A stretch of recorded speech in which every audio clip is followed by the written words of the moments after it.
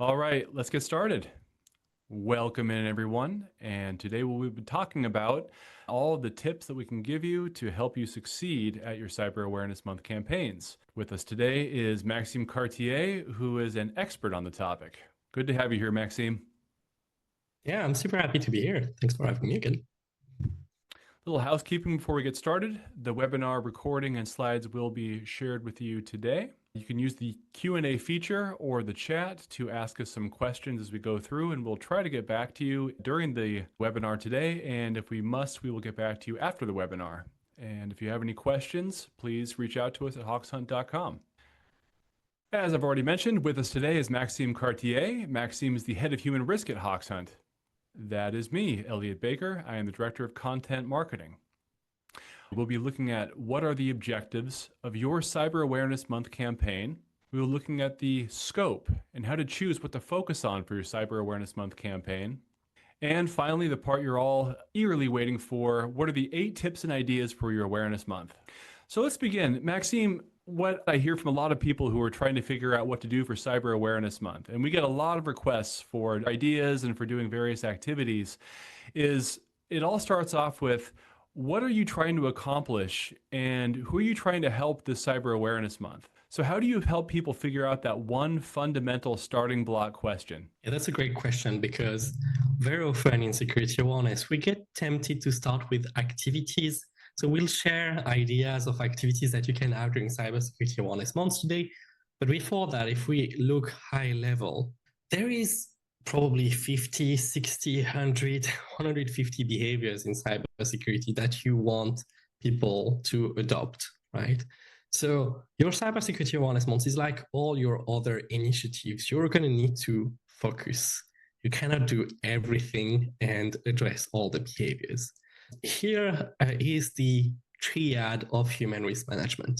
And it starts by identifying and evaluating your human risks. What are the most important human risks in your environment? And can you measure a baseline for them? And only then do we design and deploy interventions that are aimed at reducing these risks. Interventions that will target knowledge, attitudes, and behaviors, and that can be a wide range of activity, traditional security awareness and training, or a lot of other interventions. And finally, we measure and communicate the impact. We measure if what we've done has been impactful, right? And if we can expand on that, or if we need to rework what we're doing, and communicate to the stakeholders, communicate to management so that we can gain further support for the program. So all those that relate to Cybersecurity Awareness Month. Cybersecurity Awareness is one of the activities that you have as part of your program. But what's the end of Cybersecurity Awareness Month? Why do we want to do this? It's still probably because we want to change some behaviors, right? So you need to get clear priorities first on what are the behaviors that we want to focus on during this Cybersecurity Awareness Month. And then if we look at the next slide, the behaviors are one component of security culture, but there are 2 others, knowledge and attitudes. The knowledge is what you know about something, what you know in security. Attitudes are how you feel about it, and behaviors what you do about it. And altogether, they are your security culture.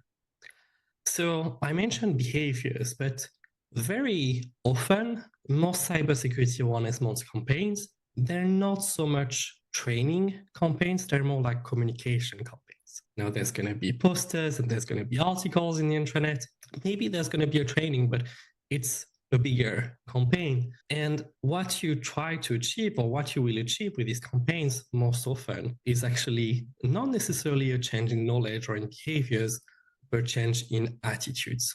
I think the main benefit of having a cybersecurity awareness month program or a recurring security awareness month campaign every year is that you show that security is an important topic for your organization. When you have this campaign that you do every year, and people know that every October in your organization, it's Cybersecurity Awareness Month, it shows that the organization care about this topic. And it makes it more likely that employees will also care about this topic. You know, it's important. It's coming back every year. So you really get a chance with this communication campaign, yes, to focus on some behaviors that you want to change, but also to try to change the attitudes how people feel about security. And I think that's one of the main benefits of this yearly activity. Excellent points. Breaking it down to these three areas is something that can really help people get that kind of focus and be able to get that kind of idea on what they're actually trying to change and what they're trying to communicate. So going back to the idea of scope, what is an effective, realistic scope of activities for Cyber Awareness Month? So I mentioned behaviors and that you need to choose some behaviors. So which ones are you going to choose? Well, here first I wanted to share some behaviors from the National Cybersecurity Alliance in the US. So the US National Cybersecurity Alliance, they are responsible for the Cybersecurity Wellness Month campaign in that region. And every year they do one and they share a lot of material with all organizations. It's free to access on the website. And what they did every year now for the past few years is that they chose the same four behaviors that they call the core four that they make central in their campaign. Those are behaviors around using strong passwords and or a password manager, turning on multi-factor authentication, recognizing and reporting scams, and updating your software. So they chose these behaviors because they think they are the most important behaviors for a wide audience, for the general audience. And I've seen these behaviors being reused by a lot of organizations, but choose based on your top risks. If you have this assessment, or if you can make this assessment before your campaign of those are the risks that are the most important for me, then you can choose 2, 3, 4, 5 behaviors maximum that you want to focus on. And if you don't have this information, well, you can use the one from the National Cybersecurity Alliance. That's never a bad option. And by the way, Oxend is a 2025 champion of this campaign. So I love working with the National Cybersecurity Alliance on this type of topics. So that's the first thing. Part of your scope, we talked about changing behaviors. Choose a few, the 2, 3, 4, 5 behaviors that you want to focus on. But we often say that security awareness programs or human risk management programs are not a sprint, they're a marathon. You're not going to change behaviors in one day, in 1 week, in 1 month, or even in 1 year. It takes a lot of time to change behaviors and to change the whole culture. So again, all those cybersecurity awareness month fits into that. Is that a sprint then in that marathon? I think yes, it's kind of a booster, I would say, to your whole program. You get the chance for 1 month to really focus on this topic, but full weeks can be really hard to sustain. I ran multiple cybersecurity awareness month campaigns over the years in several organizations. And I have to be honest, I'm kind of an overachiever and I get super excited when I hear that, we can have a full month dedicated to cybersecurity awareness months.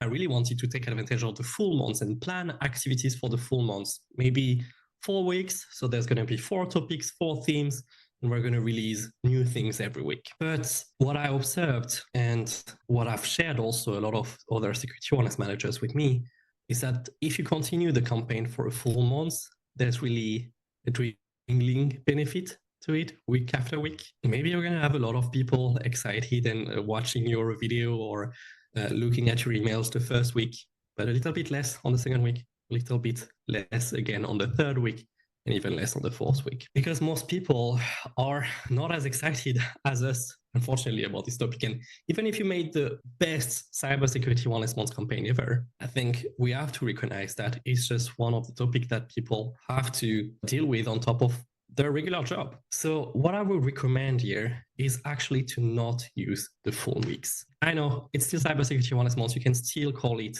cybersecurity month, but focus the bulk of your activities over 1 or 2 weeks so that you really get the most benefit from what you do and from the efforts you put in. And people are still interested, likely to engage with what you produce. If you still release something after 3 weeks, 4 weeks, most of your employees will not be engaged anymore. So yeah, call it a cybersecurity month. We can call it a cybersecurity week, but just focus your activities over a shorter time frame. That's really interesting. If you're going to focus your activities, does it matter what time of the month when you are going to do these kind of activities? No, it doesn't really matter. I would say it depends on the organization. I know even some organizations do their cybersecurity months in September. So it doesn't matter. It matters what your organization is and what other events are planned in the organization. And if there are a lot of other super important things, super important campaigns that are organized in October, I think you just want to make sure that it fits well into the general planning of the organization and that you don't collide with other important stuff. Okay, now we're going to head into the part that everybody's been eagerly anticipating here. 8 tips and ideas for your cybersecurity awareness month. So, Maxime, take us away. Number 1.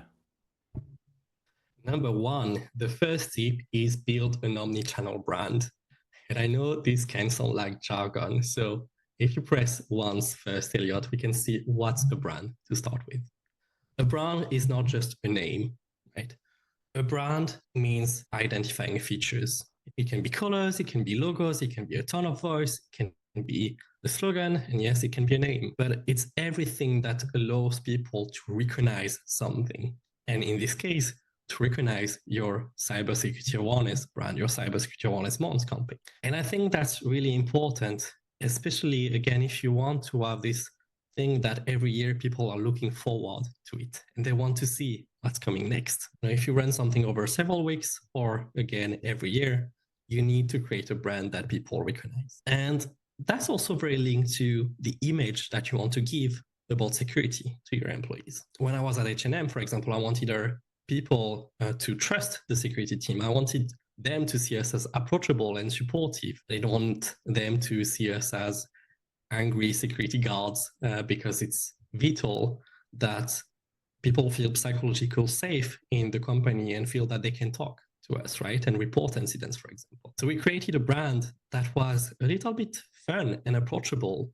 You know, the very first campaign there was actually with a unicorn pug, a pug with a unicorn costume. Something completely out there that was very surprising to people, but that gave a different image security. And it turns out that people liked it and that we could reuse it in a lot of different places. It became kind of the mascot. And it was not only in a poster, but it became the logo of a reporting button. It became swag items, extra. And that's the omni-channel part, right?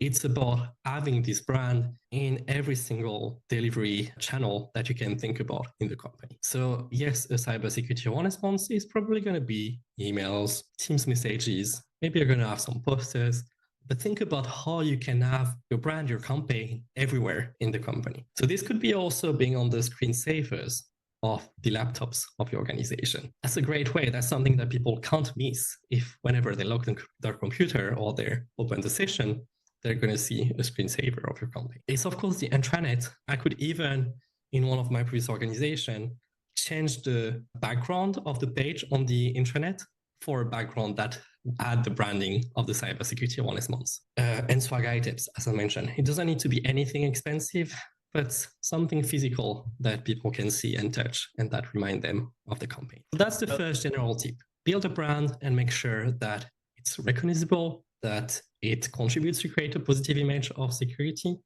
and share it absolutely everywhere you can. I love this. I think it's such an important thing to explain to people too, is that with the branding, you all of a sudden can transform the entire idea of what the security team is, not just the security awareness managers, but like the whole security team who, as you said right in the beginning of this point one, are oftentimes potentially looked at as kind of security guards, police officers, hallway monitors. But then all of a sudden you have a unicorn and a pug and a unipug put together, and people think, oh, this is actually not so scary. They're not so mean. They have a sense of humor. The people we can approach, not just for Security Awareness Month, but just going forward. Maybe now if we do have some kind of security related concern, we can reach out because these are actually kind of fun, funny people. Yes, exactly. And I know it can sound scary. So building a brand and being omnichannel, being visible everywhere, how can you do this? And the good thing is that you don't have to do it all by yourself. You can use people who are experts in this and work with your communications team, your marketing team, your branding team. So first of all, because the communication teams in your organization very likely control the communication channels in the organization, the official communication channels like emailing to everyone or the intranet, or even sometimes putting up posters in the offices all over the globe. So you need to work with them to make sure that your campaign can reach as many people as possible. But it goes beyond that. The comms team can help you not only to reach as many people as possible, but possibly they can even help you to create the campaign. I've seen this in some organizations. In one of the organizations I worked with, the communication team was actually very helpful in helping us to craft the campaign. They were helping us creating all the material, all the posters and all the videos, and working with a communication agency that they even paid for. And that's partly because they wanted to control the branding and make sure that it was in line with the branding of the whole company. But that was a fantastic help for the security team to have experts in communication to work alongside us. Yeah, that's a really great point, Maxime. It's not like people who go into security awareness or who go into cybersecurity in general necessarily have a big background in communications, in marketing. Some do, but The it's CEO probably is. not the majority. So it's certainly important that, if possible, you can partner with the right people in the organization to really execute these kinds of campaigns. On top of your communications folks, it can be super helpful if you can work with your senior leadership, the top level executives of the company, getting a quote from the CEO, the CFO, even the chief security officer or your CISO, or getting a video from them that you can share at the very beginning of the campaign is again really helpful to set the tone and show how important this topic is to the company. Okay, next tip. Let the fish jump out of email boxes. What do we mean by that? So I'm sure that you do phishing simulations, right? All organizations, or almost all organizations do today, and you do them regularly. But during Cybersecurity Awareness Month, one thing that you can do is go outside of the mailboxes and deploy a smishing campaign, a Teams phishing campaign, work with QR codes, work with deepfakes. So use different channels. We've ran phishing simulations, but also smishing simulations a lot in Oxend.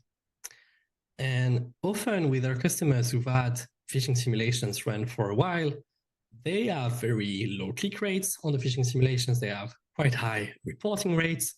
But when they start doing a phishing simulation for the first time, typically the click rate is around 20% on average for the customers we've tried this. So even if they're really good with email simulations, when we try a new channel, it's something that people have not been used to, something that people do not expect. So it can be a nice thing, again, to do during Cybersecurity Awareness Month and surprise people by doing simulation on a new channel. When I say surprise, you can, of course, communicate about this, but that's a new and fun thing to go outside of the email. Try also using simulated malicious QR codes.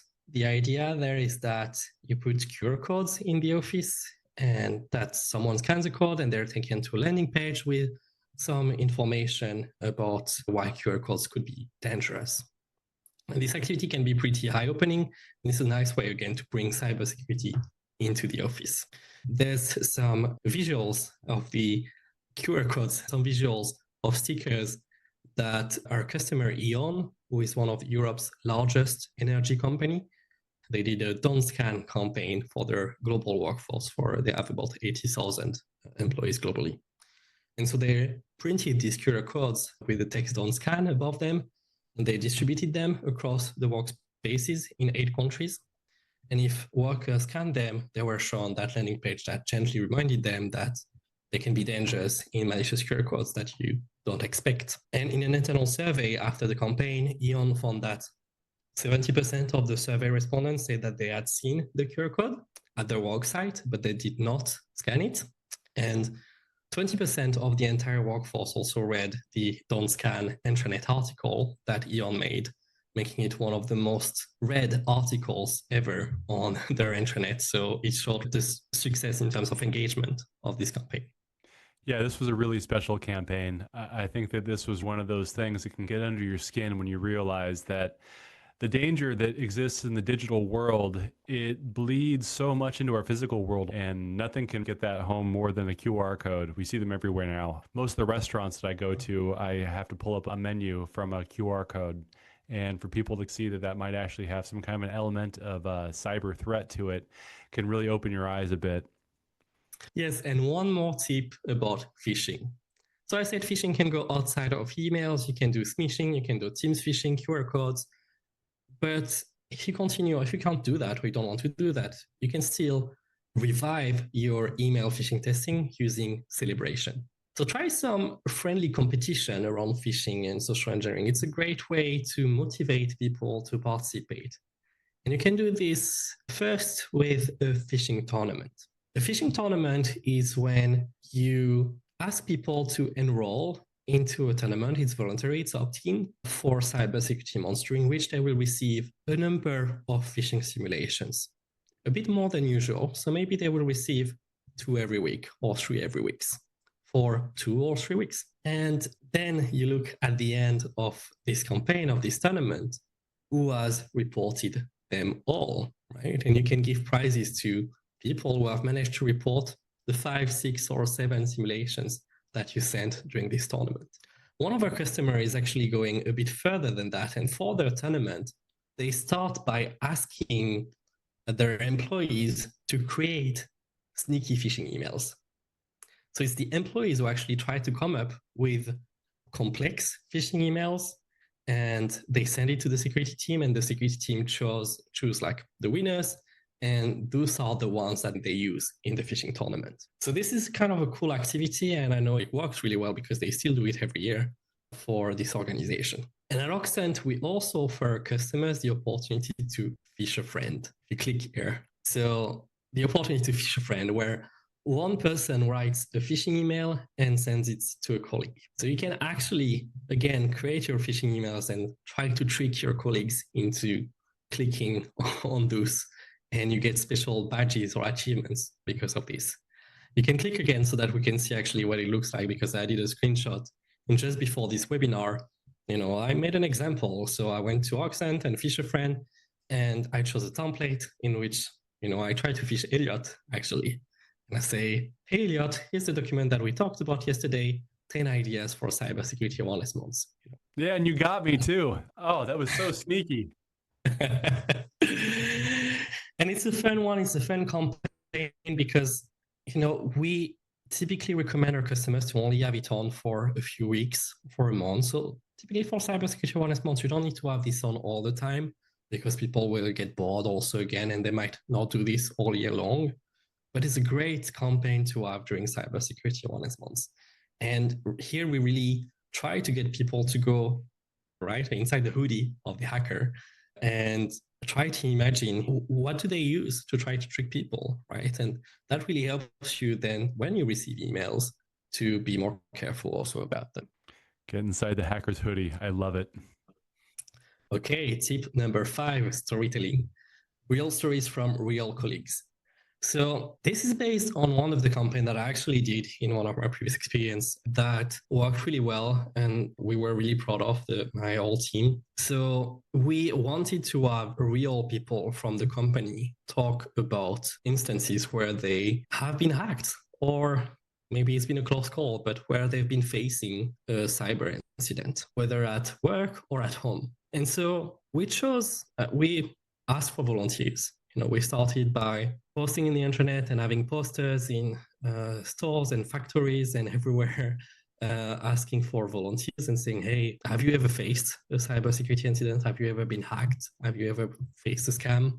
Tell us about it. We want to hear about it. And we selected 3 people from 3 really different parts of the company. We wanted blue collars and white collars and senior exec. And we filmed them, so we asked them to come into the office, and we filmed them for 30 minutes to talk about their experience, to talk about how they felt actually when this happened, what happened and how they felt about it, and what they would recommend others to do to not fall for the same scheme. And I think that was a great way to, again, make cybersecurity feel more human, because you see your colleagues who are in similar functions than you are, and it makes cybersecurity feel a lot more real.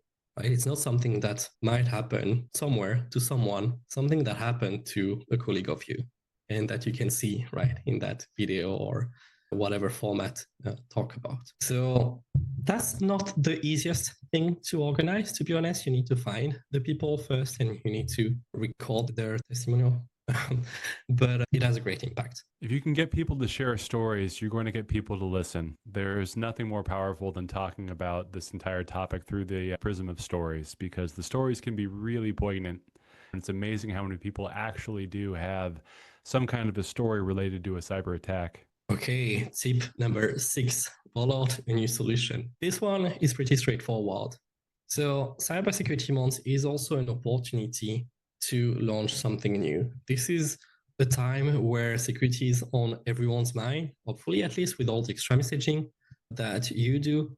The communication department is on your side. So if you want to deploy a new solution, this can be a great time to do it because you have, again, everyone on your side and security is top of mind at this moment. So use it to roll out a new solution, to make sure that people engage with it and to measure the engagement around this new solution. Number 7 is escape rooms and virtual scavenger hunts. This is fun, this is the type of activities that is usually not expected by employees. They expect a training, a video maybe if they're lucky, but they don't expect an escape room or a scavenger hunt. So getting the things that are a bit out of the box can really make a difference for a cybersecurity wellness month. For escape rooms, there are different providers of physical and online escape rooms that you can use, but you can also create your own, right? If you're low on budget, you can actually create something by yourself. You can use AI nowadays to create the whole story, to create all the material, the visuals, and you just need to think about the kind of logical progression. There you will get something also from the AI, but I think it's better to review that and make sure that you get a whole coherent and story and that actually teach people about security. So escape rooms are fun. Virtual scavenger hunts are also fun. And I've added 2 resources. So if you go to the next slide here, Eliot, there are people talk about this much better than I do. In the Sound Security Awareness Summit, I picked 2 videos. The first one is from Adrian from First Citizens Bank, and he talks about escape rooms and treasure hunts and how he said that with the help of ChatGPT. So you can really see how you can do this in a quite simple way without taking too much time. And then there's Lainey from Citrix, who talks about digital scavengers hunt. And this talk is a bit older, so there's no mention of AI, but she shows that it can also be really easy, that basically it's just about putting information in different channels. For example, creating a Microsoft form where you ask different questions in this Microsoft form and you ask people to find the information in different ways. And that makes the process of looking for information and learning about something fun because you make it a whole game. And of course, where people can win maybe some swag items. So we'll put the links in the chat, but here you have the 2 videos. So you can also just type the names on YouTube. Those are public videos. Everybody loves an escape room, and cybersecurity does lend itself pretty well to an escape room concept. 100%. Okay, and we come for our last tip. And for this last tip, I wanted to keep something that I think is actually my number 1 lever in security awareness. It's about experimenting and measuring. Doing a cybersecurity month is important, but we need to move away from the reflex of running activities for the sake of activities. As I shared in the beginning, the real question should be, what's the biggest human risk facing our organization today? And based on that, what are the behaviors that increase or reduce that risk, and how can I influence those behaviors? And changing behaviors, unfortunately, it's not very easy. It takes time and it takes different trials. So we have to test different hypotheses, run experiments, and measure the results to see what actually works and to prove that we're reducing human risk. So if you want to have a cybersecurity awareness month that is impactful, not only for your, in terms of engagement and in terms of it's a fun campaign, but something that you can also share to your top management and show that it had an impact on the culture of the company. Getting measurable outcomes speaks the loudest. So for example, before Johnny Oxent at H&M, one day a colleague came to me and he said, we got a problem with shadow IT. People are using Dropbox. It's not good. We don't use Dropbox in the company. Can you run an awareness campaign about it? I was like, sure. I don't think that's an issue. At least we haven't seen it in our risk analysis initially, but this was someone I couldn't really say no to. So I said, I'm going to look at it, and we're going to do something about it. But when my team looked at the data, we realized, so we looked at the data in the CASB, in the Cloud Access Security Broker, And we realized that out of the global workforce of the company, in tens of thousands of people, there were just 50 people that were responsible for 80% of the traffic. 50 people, so 0.01% or whatever, were responsible for 80% of the traffic to this shadow IT solution. So instead of, I could have done during cybersecurity awareness months and add a poster about, oh, don't use Dropbox, use OneDrive is fantastic. Use OneDrive and and you don't need to use Dropbox. And here are all the risks about Dropbox. But it's not very helpful to try to reach everyone when there's only 50 people who are the main offenders. So instead of doing that, we just we reached out directly to these 50 people. And in a way that was quite, at least I hope, with a lot of empathy, trying to understand where they came from, right? And hey, we noticed this. How come? What's your use case? Can you tell us more about it? And then in a call, in a Teams conversation, we just guided them towards the approved solution. And when we checked the numbers again later, a few weeks later, 48 people out of the 50, 48 people had completely stopped using Dropbox. Wow, that's amazing. Yeah, and this meant that I could then communicate to management and say, first to the person who came to me first, but also to my management and say, hey, in a few weeks, we reduced the risk by 70% or 75%. And again, that's great because if you do a great cybersecurity awareness month campaign that is fun and engaging and people react positively about it, you're going to get great feedback, right? But if you share that I've reduced this specific risk by 75%, you're going to get even better feedback. And this is going to help you for all your other activities during the year. So are you telling me, Maxime, that after Cyber Awareness Month is over, that cyber risk still exists? I thought after October, you can just sort of relax. Yeah, you can relax, of course, and then, and just wait till next October. I wish, but we have another webinar about this that we did last year. So last year with Anthony Davis, we talked about what happens after cybersecurity months, right? And we shared a lot of tips also about what else can you do? What are the main components of a cybersecurity awareness or human risk management program? So, of course, cybersecurity doesn't stop in October or in November. Yeah, of course, of course. And what I love about the presentation you've given us today, Maxime, is that you give a lot of principles and ideas that can be applied across the entire year. And I think in November, we'll revisit just how you can continue spirit in this momentum of Cyber Awareness Month to continue to launch more experiments, roll out new tools. And yeah, it's a great final tip to leave off on also is the fact that the numbers, the results really speak loudly. And if you're trying to get a little more buy-in from the company, both across and vertically as well, then having those numbers to back up the effects that you've had from these small activities. I don't mean small as in inconsequential, but small as in short-term, the sprints, so to speak. So very, very great stuff. And I want to ask, before we're going to move to closing thoughts, and we have a couple of slides more, but I want to ask the participants to also share, if you have any ideas, what's your plans for the cybersecurity awareness months? Share it with everyone else, share your ideas, share what has worked well in the past. To create this presentation, these 8 tips, I talked to a few friends and a few customers of Oxent, and I used my own experience, but I'm sure that you have a lot more, many more than those 8 tips. So please do share them in the chat with the other participants to this webinar.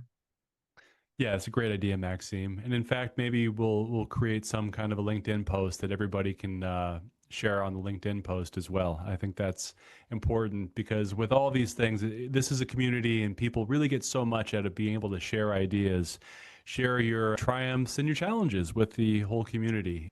Okay, we're rounding into the closing thoughts. I think this is a really big thing to plan for, to think about. There's a lot of expectations and pressure on people. Maxime, you know that you have led these campaigns. So what are some closing thoughts you have for our audience today? I mean, I know it's a lot of work to work on a cybersecurity awareness month. And believe me, I know that September and October can be quite stressful. So first, I want to share, good luck to everyone.